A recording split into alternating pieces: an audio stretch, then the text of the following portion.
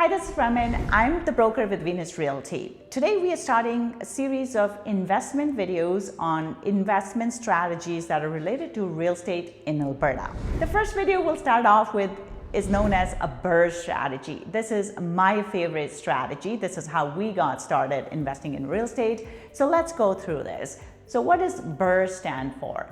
So the acronym BRRRR, first letter is B. So B is buying the property. So you can buy the property on the open market. It could be an off-market property, but first step is you buy the property. The second one is rehabbing the property. So you renovate or rehab the property to bring it up to par. Third one is R. Again, R stands for renting the property. So once you have renovated the property, you would rent it. Next, R stands for refinance. Once you have rented the property, you go to the bank, refinance that property and get your money out. Last R stands for rinse and repeat. So now that you have money in your hand again, you repeat the whole process with the next property.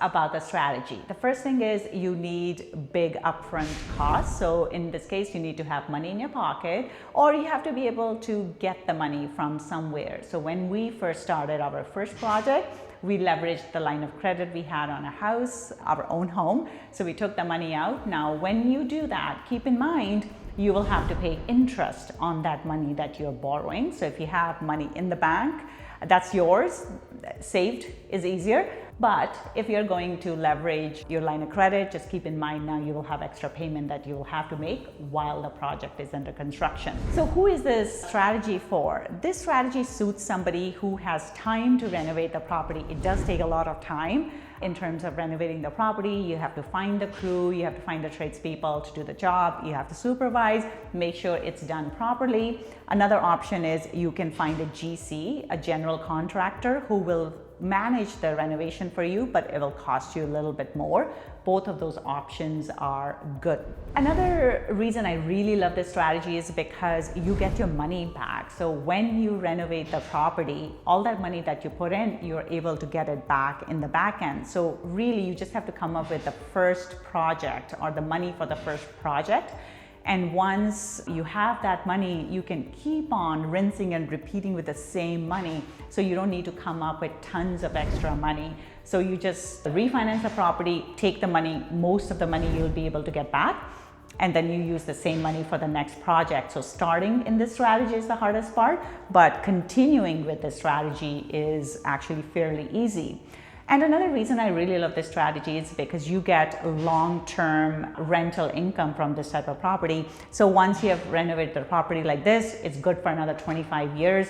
You may only need some minor things that have to be taken care of, but most of the things, they're good. It's like a brand new property. So you have less issues with tenants in terms of things breaking. And also this is good for somebody who has maybe an income source coming in. So for example, I'm a broker. I also have a real estate school. So I have salary coming in from those sources. So I don't need the extra money coming in terms of a bigger payment. So we leave the money in there, and this gives us a smaller rental income over the longer term.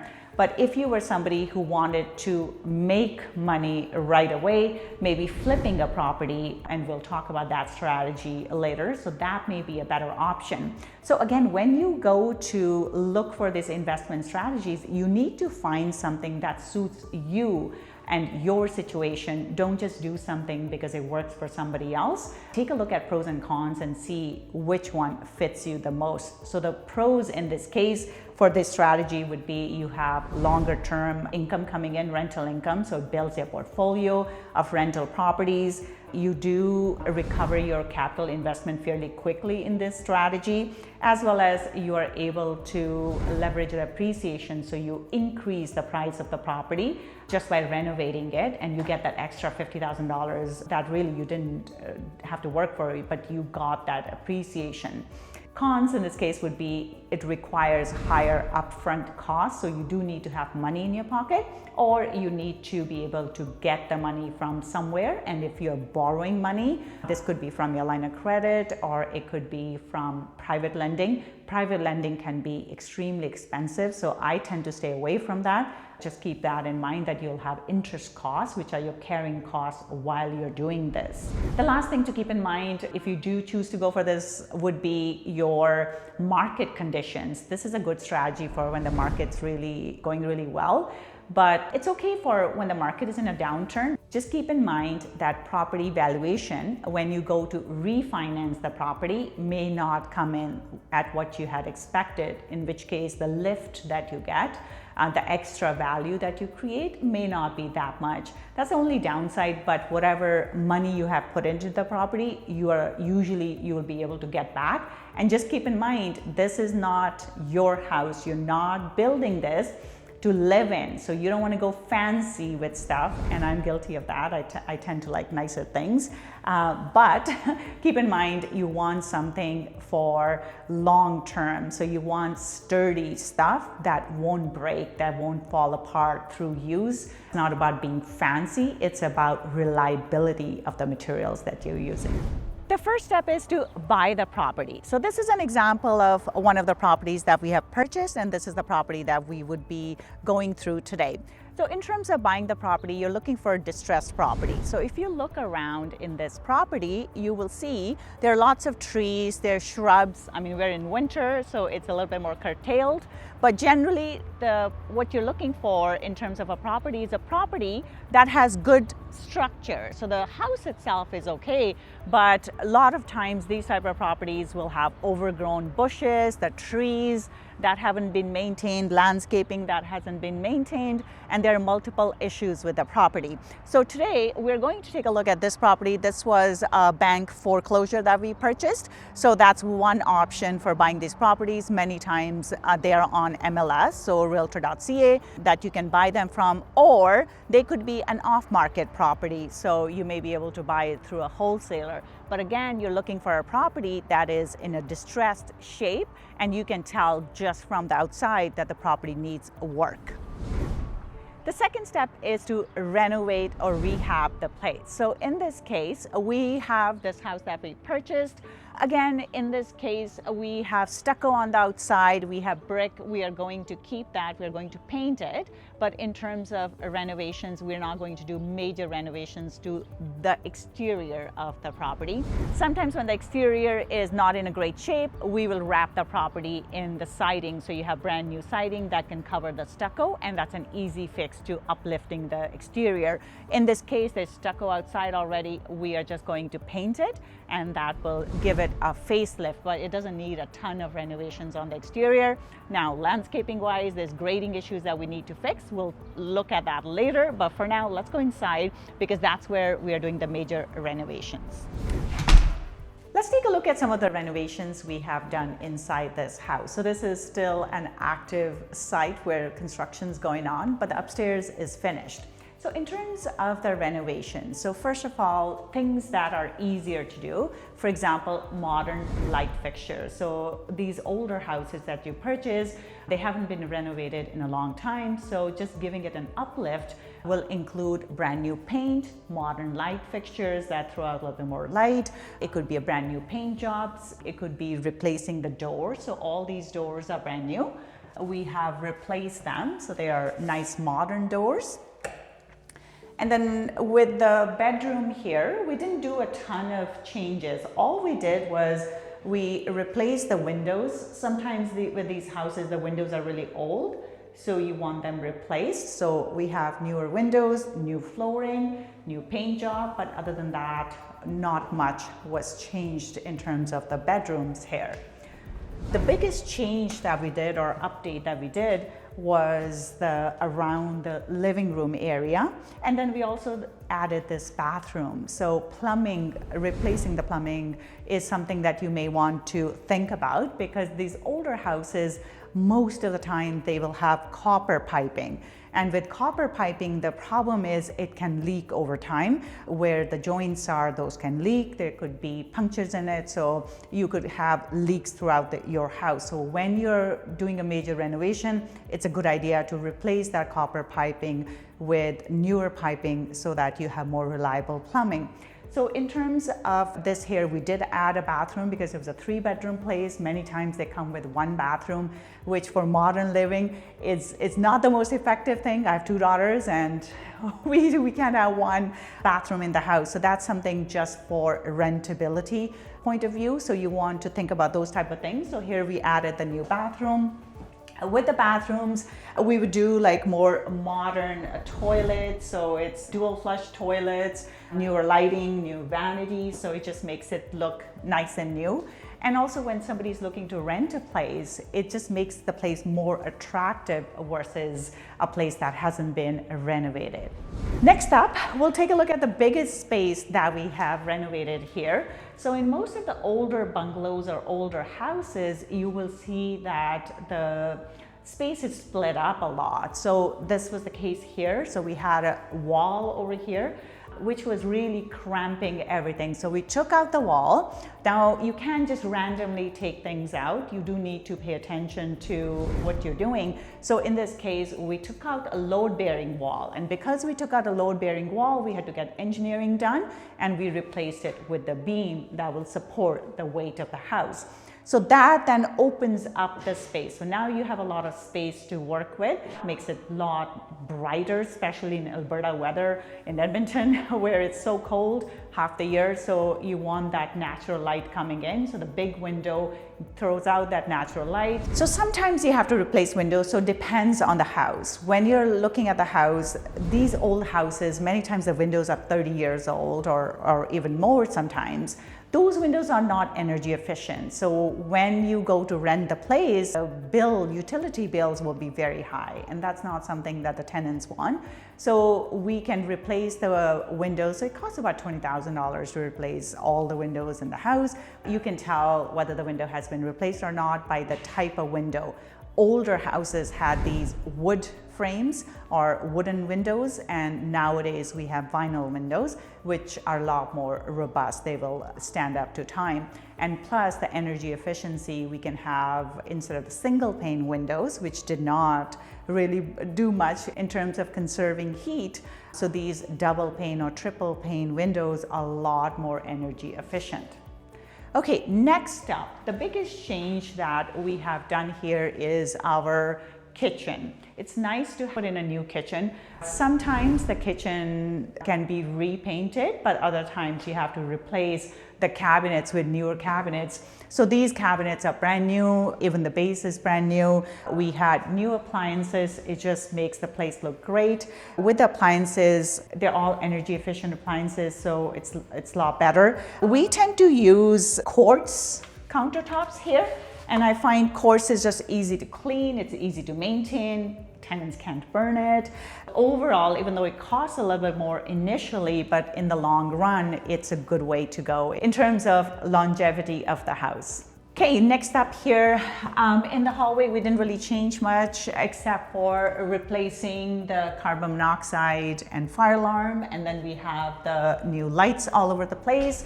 I find the kitchen and the bathroom is the biggest place you're going to invest your money in. Here we replaced everything, new tub, new shower, new toilet. We're going to have washer and dryer over here. So everything's brand new in the bathroom. So I think the kitchen and the bathroom are the biggest places you're going to spend the money. And if you're replacing the windows, that's another one where the money will get spent. All right, so we'll take a look at the last couple of pieces here. It's just the bedrooms. Again, with the bedrooms, not a ton has changed here. So this is the second bedroom. This will be a kid's bedroom. We replaced the floor, we painted it, new baseboards. Those are some of the changes that we have done. The closets, we always replace the doors on the closets because they're easy to break, so it's nice to replace them. It just freshens up the look, and of course new doors everywhere. Same thing with this bedroom as well. Not a whole lot has changed here. Nice space here, same thing. We have new windows here, we have new flooring, new paint, new lights. And that's pretty much it in terms of renovations. Another place where we spent a lot of money in terms of renovating would be the downstairs. So the basement was already done, but we had to rip everything out because we were wanting to make this into a legal basement suite. So some of these older houses don't have legal basement suites. They are just for family use. If you're going to turn this into a legal basement suite, there are some things you need to pay attention to. But the benefit of building a legal suite would be, one, it increases the value of your property. So tomorrow when you go to sell it, you will be able to sell it for a higher price point. Secondly, you can also increase the rental income from the property. And when there's a higher rental income coming in, the valuation of your property when you go to refinance it with the bank will be higher as well. And that's why you'll be able to get more money out of it. Now, do keep in mind, if you're adding a basement suite, there are permits and stuff you would have to pull, and there is more cost associated with creating a legal basement suite versus a suite that's finished, but it's not a legal suite in the sense that you're not using it for rental, you're just using it for your family. So there's a bit of a difference. So let's go take a look at what we're doing downstairs. So one of the things to keep in mind with the legal basement suite is you need a separate entrance. So for this one, we have a separate entrance here through the back door. So the tenant would walk in through the back and enter through these stairs here. Now keep in mind, this is an active job site. So we're gonna have people coming in and going out, so please bear with us. One thing with the renovations is you see a lot of older electrical components as well, so we need to update the electrical panel. So we have this smaller sub panel here, and the purpose of this sub panel is really to provide access to the upstairs suite. So in case there's a trip breaker, you don't want them coming into another person's space to be able to fix that, so we just have a sub panel that's for the upstairs. So let's come in. So for this space here, the work's still going on, but mainly we have, for the legal suite, we have 2 bedrooms, 2 bathrooms. The main thing here would be we had to create living space. So here we have the kitchen, living room area. Generally, you will see this area to the front of the house, but with this one, just the way things were set up, it was just easier to have it over here. So the kitchen has gone in already. So in this case, we can see we have a brand new kitchen down here. The counters still need to go in. This just got finished recently. So with this one here, we need egress windows. So these windows were older windows, but they're not egress windows, so you cannot climb out of them in case there's an emergency. We don't necessarily need them in the living room, we just need them in the bedrooms. But here we ended up putting a new window just because I'm big on having light in the space. So we ended up digging a new window well, and we put in a nice big window here just because it gives a little bit more light. Other than that, we had to build all of this out when you're doing a legal suite in terms of the insulation, vapor barriers, and so forth. So all of that was done, and then now we are at the finishing part. We have the bedroom here, and then with this one we were able to do an attached bath, but there's our egress window. We needed to dig that out because this is a bedroom and a person has to be able to climb out in case of an emergency. We ended up actually going bigger because, again, I just like that natural light. And then we have a bathroom here. This is a smaller bathroom, was not necessary, but I, as a woman, like having an ensuite, so we added this ensuite, and it's a little bit tight here, but once all the stuff is in place, it will be okay. So we have a full bathroom in here. Okay, so we have one bedroom here, and then we have another bedroom up front here. This is a larger space in there. But the most important thing here would be the furnace room. Let's just move this out of the way. Here we have the furnace room. So when you have a legal suite, something to keep in mind, you need 2 furnaces. So they have to be separate for the upstairs versus the downstairs. So secondary suite needs to have its own furnace. You can also do different types of heating, like you could do water-based heating downstairs and just keep the furnace upstairs if you don't have room for it. But here we created the utility room. And then another thing is we had to install brand new panels. So many times it's 60 amps when you buy the place, and you need to upgrade your electrical panel. So we upgraded the electrical panel, and also the wires were up top. which was a hazard. So we dug a trench and buried the electrical wires, and they come out over here. So this is some of the things you need to keep in mind. In this case, we don't have enough room for a hot water tank. So we have on-demand water heating system here. Something you need to keep in mind, if you have room, you can have a hot water tank. Hot water tank doesn't have to be separated for two places, but in this case we don't. So we just put on-demand heating in here. So something you can do as well. Step number 3 is renting the place. And when you have a beautifully renovated property with nice big windows, it is easier to rent. This is something to keep in mind, especially when you're investing. Don't just think about saving money. Also think about what are some of the things that will cause problems in the future and fix them in the forefront. So in this case, once you have a property renovated, next time you would find tenants for the property, and there are multiple sites where you can list your property to find the tenants. And in terms of looking for the tenants, we always do checks. So we do credit check on the tenants. We also look for somebody who's employed, so they're able to pay the rent. That's important. And you want to have a lease in place. So those are some of the things to keep in mind when you are looking for tenants. Now that all the hard work is done, it's time to relax. And this is the fun part. This is the part I love the most. So once you have a lease in place, you have tenants in place, you go to the bank and you show them your lease and ask for money back. So pretty much all the money that you have put in, you'll be able to get the money back. So something to keep in mind, you are buying the property for cash, or you can also get some lending in place, so you can get some private money. I don't personally like using private money just because there's a lot of risk in case the project takes longer than you had expected. But once the tenants are in place, you take your lease, you show it to the bank, and the bank will then send an appraiser in, because now they are looking at the updated valuation of the property. So let's say you bought the property for $350,000, you spent about $150 on renovations. Now you have 2 suites, legal suites in the property, and let's say you're getting about $3,500 to $4,000 in rent. About $3,500 is more common here in Edmonton. You can take that to the bank and you can show them the leases. They would want to see that. They'll send an appraiser in. Appraiser will say, okay, everything is brand new, and now the value of the property has gone up. And generally, let's say for the numbers that we talked about, $350 to purchase the property, about $150 in renovations, you have spent $500,000. So the bank will generally value the property around $550 mark. So in this case, you have increased the value of the property by $50,000. So they will then give you 80% of that money back. So you will be able to get majority of your money back, and there will be about $50,000 to $60,000 equity left in it, but the actual equity is a lot more.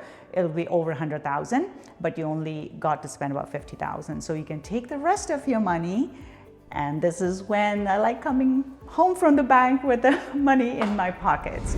All right, now that you have rented the property out, you have refinanced the property, you have money in your pocket, next step is to rinse and repeat. So basically you take the money, you go find another property that needs a little bit of love, and you renovate the property, and you do the whole process again. And of course now you're starting with experience because you have done the project and you know what pitfalls to avoid and where we could do a better job. So next step, rinse and repeat. Okay, so let's recap the BRRRR strategy. The first step is B, buy the property. Second step, R, renovate the property. Third step, R, rent the property. Fourth step, we go to the bank and refinance the property. And last step, rinse and repeat. So that's our BRRRR strategy. And that's it for today. I'll see you next time.